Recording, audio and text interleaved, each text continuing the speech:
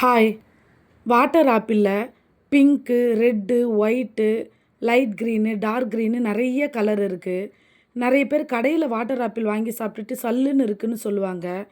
ஆனால் வீட்டில் செடி வளர்த்து ஃப்ரெஷ்ஷாக பறித்து சாப்பிட்டோம்னா எல்லா கலர் வாட்டர் ஆப்பிளும் ஸ்வீட்டாக தான் இருக்கும்.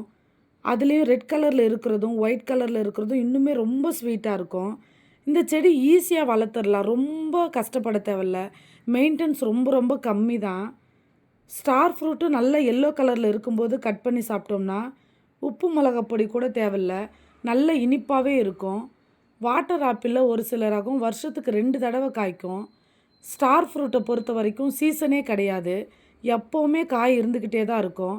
மாடி தோட்டத்தை பொறுத்தவரை நமக்கு பிடிச்ச செடிங்க கூட ஸ்டார் ஃப்ரூட், மல்பெரி, மணிலா டென்னிஸ் பால் செர்ரி, கொய்யாப்பழம் இந்த மாதிரி பழச்செடியெல்லாம் வச்சோம்னா எப்போவுமே நம்ம மாடி தோட்டத்தில் பழம் இருந்துக்கிட்டே தான் இருக்கும். நீங்களும் இந்த மாதிரி வளர்க்க ட்ரை பண்ணுங்கள். வீடியோ பிடிச்சா லைக் பண்ணுங்கள்.